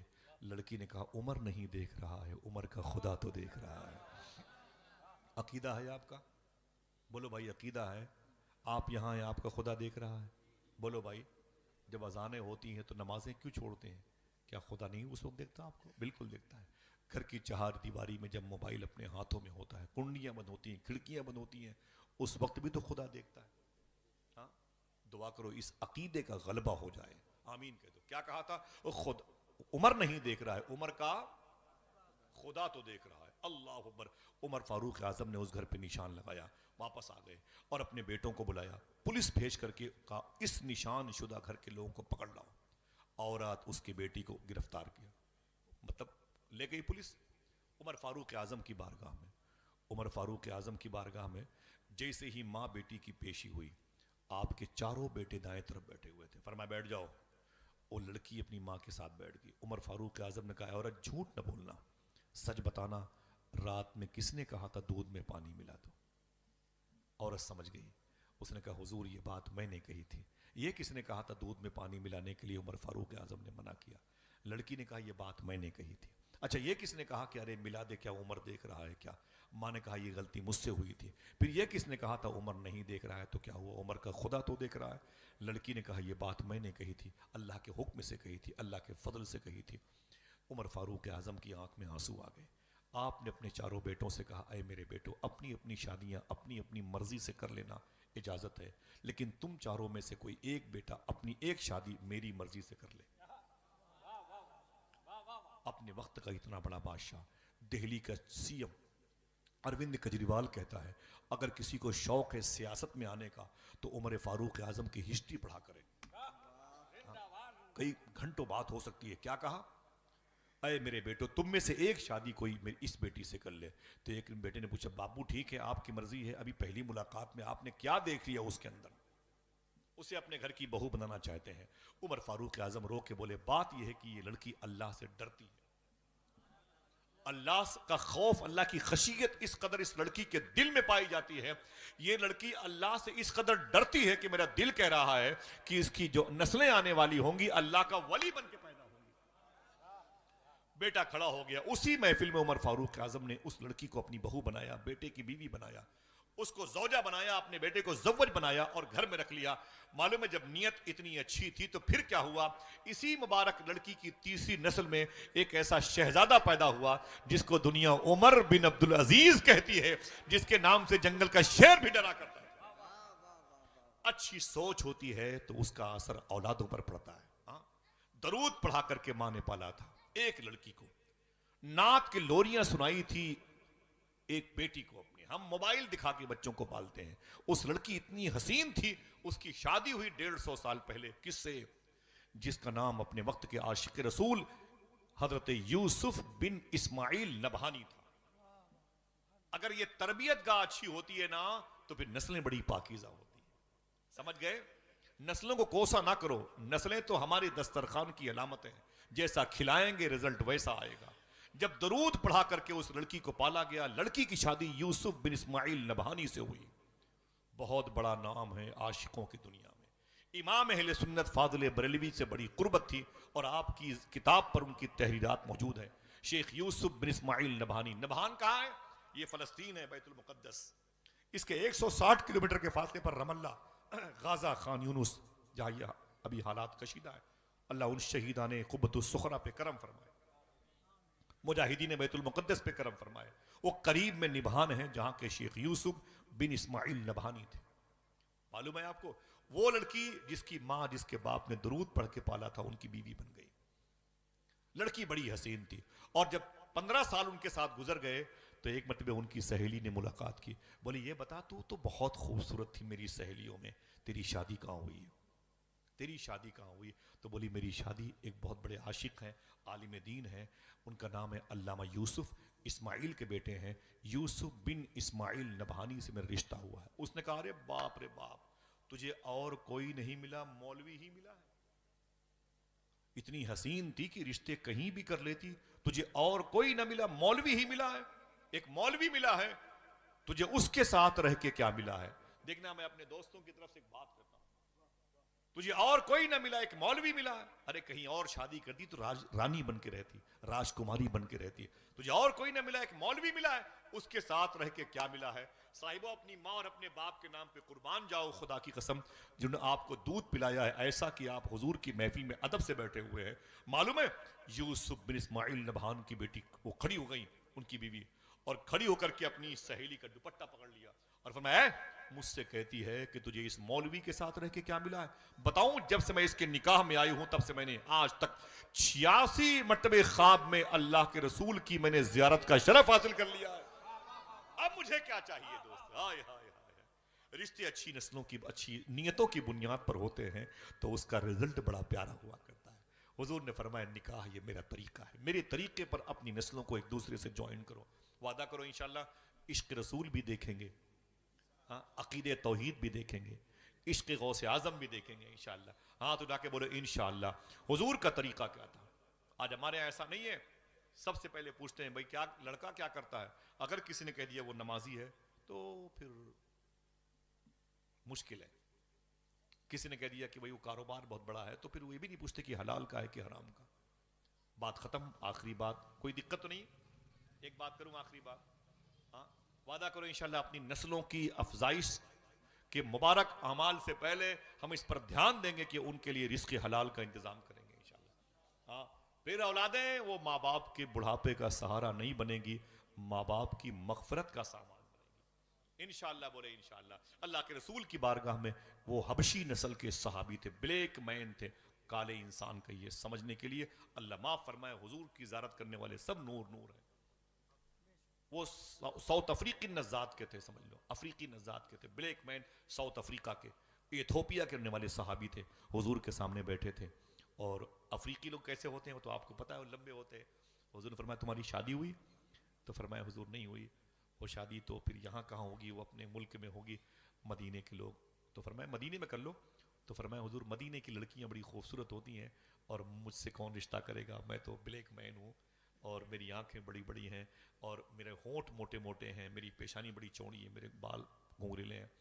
میرے آقا فرماتے ہیں نہیں مدینے میں کر لو. بولے حضور مدینے میں مجھ سے رشتہ کون کرے گا؟ حضور فرماتے ہیں کہ تم چلے جاؤ, وہ فلاں میرے صحابی ہیں, ان کی ایک لڑکی بڑی خوبصورت ہے, جا کے ان سے کہنا کہ مجھے حضور نے بھیجا ہے. کیا کہنا؟ پوچھئے. میں جانتا ہوں آپ کو نہیں بھیجا حضور نے, لیکن کہہ دو کہ مجھے, ارے محفل میں تو بھیجا ہے نا بھائی. کہا کیا کہا؟ مجھے عادت ڈال لو, جنت کے دروازے پر کام آئے گا جملہ, مجھے حضور نے بھیجا ہے. وہ چلے گئے اور جا کے, اب حضور نے بھیجا تھا تو کالر ٹائٹ تھا سمجھ لو, حضور کے قاصد تھے. گئے اور دروازے پہ دستک دی تو وہ صحابی لڑکی کے جو باپ تھے وہ نکلے. بولے کیا بات ہے؟ سلام و دعا کے بعد بولے گھر میں بیٹھنا, کچھ کام ہے. برآمدے میں بیٹھ گئے. فرمایا کیا بات ہے؟ فرمایا کہ تمہاری بیٹی بڑی خوبصورت ہے. فرمایا اللہ کا شکر ہے. تو فرمایا اسی کے لیے رشتہ لے کے آیا ہوں, اسی کے لیے رشتہ لے کے آیا ہوں. تو فرمایا اچھی بات ہے, بہت اچھی بات ہے, لیکن وہ لڑکا کون ہے جس سے تم میری بیٹی کے رشتے کی بات کر رہے ہو؟ تو گویا کہ یوں سمجھو کہ ممبئی کی زبان میں وہ آپن ہے. بولے وہ لڑکا کون ہے جس سے تم رشتہ کرنا چاہتے ہو میری بیٹی کی؟ انہوں نے کہا وہ تو میں ہی ہوں. اتنا سننا تھا کہ جلال آ گیا لڑکی کے باپ کو. یہ کیسا مذاق ہے, حضور کے شہر میں حضور کے ہوتے ہوئے مذاق کرتے ہو؟ اپنا چہرہ دیکھا, تمہاری ناک کتنی بھونڈی سی ہے, تمہارے ہونٹ کتنے موٹے موٹے بلیک مین, اور تمہارے چہرے پر یہ سیاہ پن کے اثرات غالب ہیں. ہاں, تم اتنے 8 فٹ کے سر وقت جیسے انسان, میری بیٹی کتنی نازک اور صنف والی اور کتنی خوبصورت, تم نے کیسے سوچ لیا؟ چلو باہر نکلو. تو معلوم کیا بولے جب دروازے پر پہنچے تو؟ مجھے حضور نے بھیجا. ایک آدمی بہت ہے سبحان اللہ کہنے میں, کیا کہا؟ مجھے حضور نے بھیجا ہے. اللہ اکبر. بولے مجھے حضور نے بھیجا ہے. اتنا سنا نا تو خاموش ہو گئے. بولے حضور نے بھیجا ہے؟ کہاں؟ کہا ابھی تم نکل لو, میں اس ٹاپک پر حضور سے بات کروں گا, اس موضوع پر حضور سے بات کروں گا, آپ باہر جاؤ. جیسے وہ باہر نکلے, جیسے وہ باہر نکلے, لڑکی آنگن سے برآمدے میں آ گئی. اس نے کہا ابو کیا بات ہے؟ تو کہا کہ پتہ نہیں کہاں کہاں سے چلے آتے ہیں, رشتے کی بات کر رہے. بولے کس سے؟ بولے تجھ سے شادی کرنا چاہتے. بولے کون ہے؟ بولے وہ ایتھوپیا کا, وہ حضور کے صحابی ہیں. بولے پھر؟ میں نے کہا ابھی باہر جاؤ یار, یہ کیسا مذاق ہے, میری لڑکی بڑی خوبصورت ہے اور تم ایسے انسان ہو. تو بولے پھر کیا ہوا؟ تو بولے گیٹ پر جا کے بولا مجھے حضور نے بھیجا ہے, تمہارے یہاں رشتہ لا گیا ہوں تو حضور کی وجہ سے لایا ہوں. خدا کی قسم لڑکی نے کیا کہا, یہ اہل سنت ٹی وی چینل ہے کیا, نیٹ ورک ہے شہباز بھائی کا, اہل سنت نیٹ ورک, بہت مشہور ہے, یہ بہت مشہور ہے. اس کے ذریعے سے ایک جملہ ریکارڈ ہو رہا ہے, سنیں آپ. لڑکی نے کیا کہا, پھر آپ نے کیا کہا؟ تو بولے میں نے کہا تم جاؤ, میں اس ٹاپک پر حضور سے بات کروں گا. لڑکی نے کیا کہا, نا نا نا نا نا, انہیں واپس بلا لیجیے. جملہ سنو, نعرہ لگانے کے لیے کوئی بات میں کہتے ہی نہیں ہوں. میں چاہتا ہوں کہ آپ بسے سے بیٹھے رہیں, میں ہی بیٹھا رہوں, آواز کہیں سے آئے اور بس ہم ایک دوسرے سے ملاقات کر لیں. بولے کہ اسے بلا لو. کہا کیوں بلا لے؟ لڑکی نے رو کر کے ایک بات کہی, دل کہے تو دل سے بول دینا, زیادہ ہنگامہ نہیں. لڑکی نے کہا کہ ابو اب یہ مت دیکھو کہ آنے والا کیسا ہے, یہ دیکھو کہ بھیجنے والا کون ہے. ہائے ہائے, دل جس سے زندہ ہے وہ تمنا تم ہی تو ہو, ہم جس میں بس رہے ہیں وہ دنیا تم ہی تو ہو, جو دستگیر ہے وہ تمہارا ہی ہاتھ ہے, جو ڈوبنے نہ دے وہ وسیلہ تم ہی تو ہو. ابو اب یہ مت دیکھیے اسے بھیجا کس نے, یہی دیکھیے بس, آنے والے کو مت دیکھیے. بولے نہیں اس, ارے وہ بولے نا کچھ بھی نہیں, میری شادی ہوگی تو اسی سے ہوگی, میری شادی ہوگی تو اسی سے ہوگی. پھر لڑکی نے کیا کہا, اب میں جب مدینے کے بازاروں میں اس کے ساتھ چلوں گی تو میری سہیلیاں کہیں گے یہ کون ہے, 8 فٹ کا انسان, تو اس کے سامنے چلی, کون ہے یہ تیرے ساتھ چلتا ہے؟ تو میں کہوں گی یہ میرا شوہر ہے, میں کہوں گی یہ میرا شوہر ہے, میرا شوہر ہے. تو وہ لڑکیاں کہیں گی تو اتنی خوبصورت تھی, تجھے یہی ملا ہے اور کوئی نہیں ملا, مدینے میں کوئی خوبصورت لڑکا نہیں ملا. تو میں اپنی سہیلیوں سے کہوں سن, تیرے رشتے تیرے ماموں نے کروائے, تیرے رشتے تیرے پھپھا نے کروائے, تیرا رشتہ تیرے باپ نے کروایا, میرا رشتہ رسول پاک نے کروایا. میرا امام کہتا ہے خدا کی رضا چاہتے ہیں دو عالم, اور خدا چاہتا ہے رضا محمد. صاحبو, آقا کریم صلی اللہ علیہ وسلم کی محبت اور حضور کے آئین, حضور کے قانون, حضور کے اصول پر اگر ہم چلنے کی سعی کریں گے تو انشاءاللہ آج بھی معاشرتی جو نظام ہے جو بگڑا ہوا ہے وہ درست ہو جائے گا. حضور نے کیا کہا تھا, ان نکاح من سنتی فمن رغبا ان سنتی فلیس منی, نکاح یہ میرا طریقہ ہے, میری سنت ہے. یہ کتنی مبارک مجلس سجی ہوئی ہے, رات بھر مدینے والے کی باتیں ہو رہی ہیں. سبحان اللہ, آپ بیٹھے ہیں باوضو حضور کا ذکر سننے, اللہ دلوں کو نور نور کر دے, آمین. اور میری دل سے دعا ہے کہ جیسے آپ یہاں پر بیٹھے ہیں ویسے زندگی میں ایک مرتبہ یہی ذکر بغداد والے کے جد کریم کا مدینے میں بھی ہو جائے انشاءاللہ. انشاءاللہ بولے انشاءاللہ. زیادہ گفتگو لمبی ہو گئی, میں معذرت چاہتا ہوں آپ سے. ٹھیک, ایک آدمی درمیان سے کھڑے ہو کے ایک نعرہ بلند کرے, کوئی ہے ایک نعرہ, کوئی؟ سب لوگ اپنے ہاتھوں کو اٹھا کے جواب دیجئے. صلی اللہ تعالی علیہ وسلم.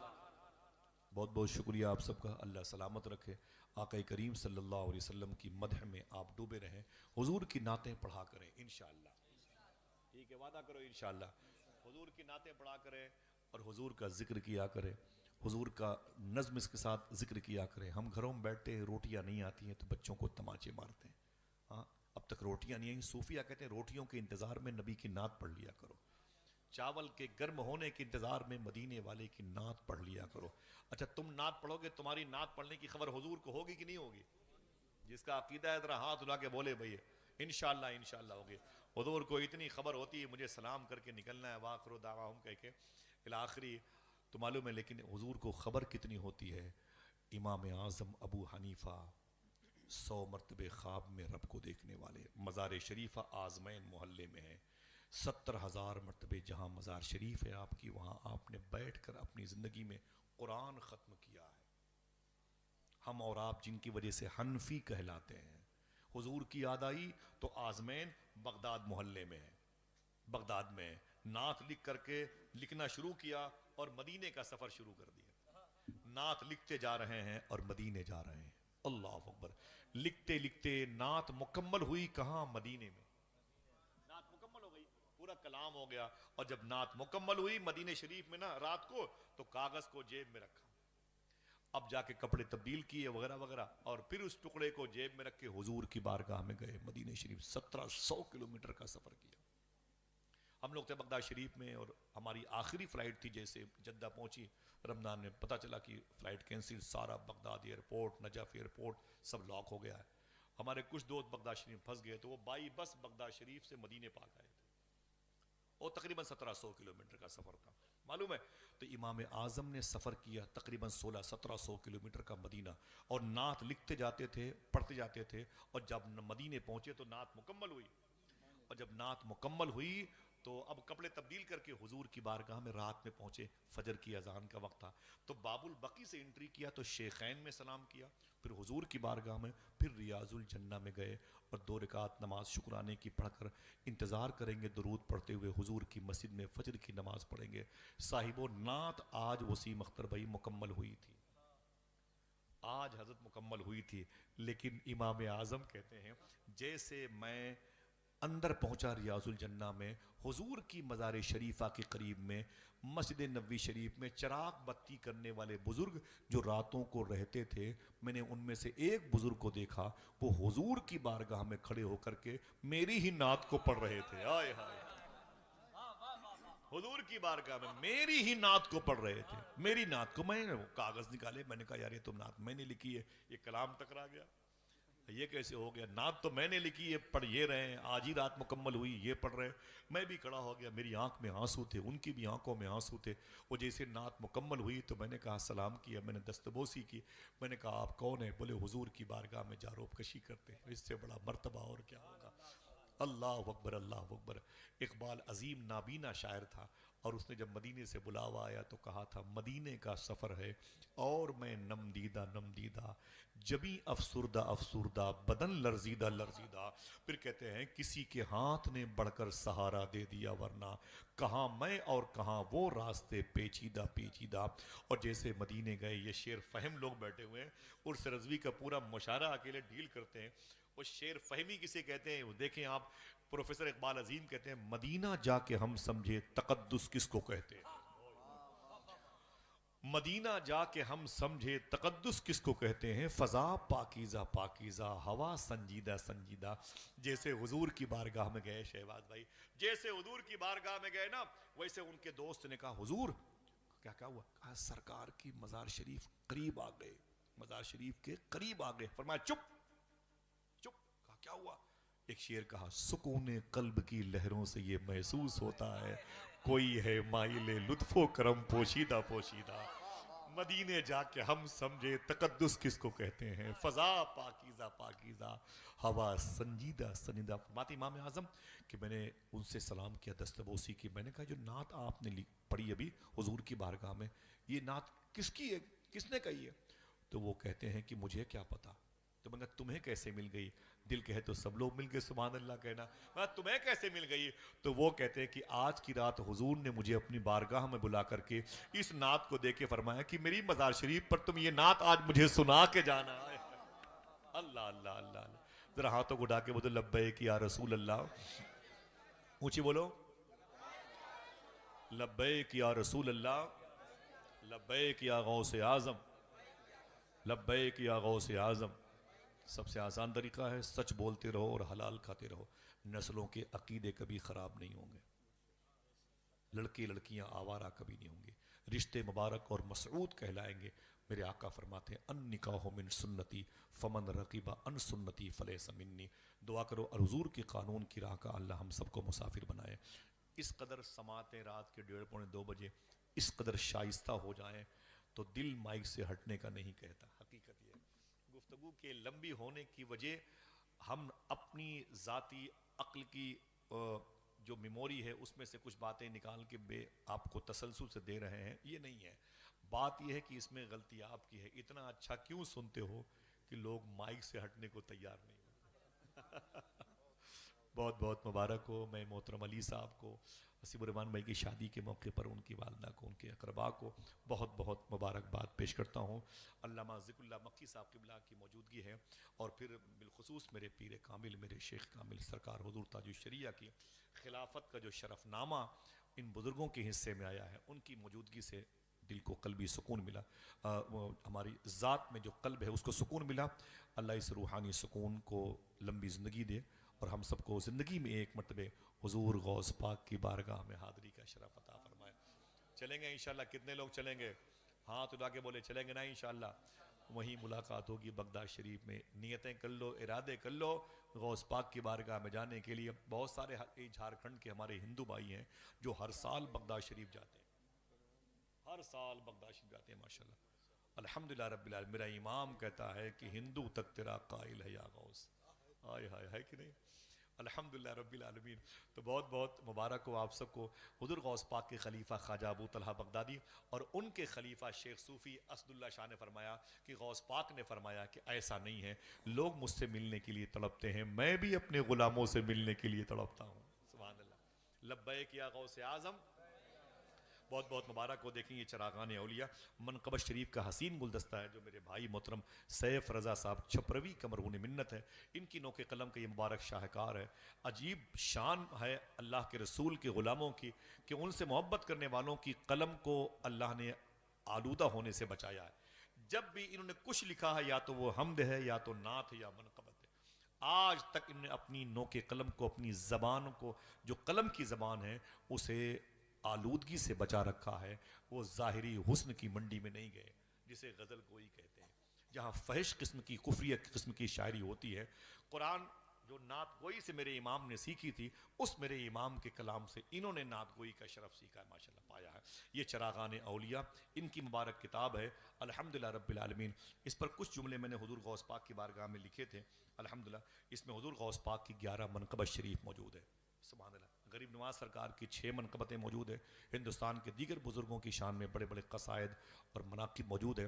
دعا کرو کہ میں گزارش کروں گا بالخصوص ان بزرگوں سے ایک مرتبہ اپنے مبارک ہاتھوں میں لے کر کے حضور کرم فرمائیں. حضرت کو دے دیجیے. وسیم بھائی آپ بھی کھڑے ہو جائیں، کھڑے ہو جائیں. حضرت کتاب لیں، ماشاء لے لیں. اس کتاب کی ایک قسم کی پرچم کشائی بھی ہو جائے، نقاب کشائی بھی ہو جائے، اس کا اجرا عمل میں آ جائے ان بزرگوں کے ہاں سے. ذرا محبت سے کہہ دے سبحان اللہ. تو چراغان اولیاء کیا مبارک منتخب نام. علامہ ذکر اللہ مکی صاحب نے فرمایا تھا کہ ظاہر سی بات ہے میرے ساتھ رہتے ہیں تو میں بڑی خوبصورت ان کو مبارک مشورے کی قندیل سے مالا مال کرتا ہوں. یہ انہی بزرگوں کی مرہون منت ہے جو یہ کتاب آج تیسری کتاب 1 یا 1.5 سال کے درمیان میں آ رہی ہے. اللہ ان کی نوک قلم سے نکلنے والی نعتیہ شاعری کے ہر مصروں کو اپنی بارگاہ میں قبول فرمائے. اور حضور کی حیات مبارکہ میں تقریباً 33 یا 32 صحابہ کرام تھے جن میں 8 لڑکیاں شامل تھیں جو نعتیں کہتے تھے یا کہتی تھیں. اللہ ان نعتوں کا فیض ان کو عطا فرمائے. زندگی میں کبھی کوئی بات شریعت کے خلاف میری زبان سے نکلی میں توبہ کرتا ہوں. استغفر اللہ ربی من کل ذنب واتوب الیہ. لا الہ الا اللہ محمد رسول اللہ صلی اللہ علیہ وسلم. پھر سے لگائے نعرہ ماشاءاللہ. کس نے لگایا تھا؟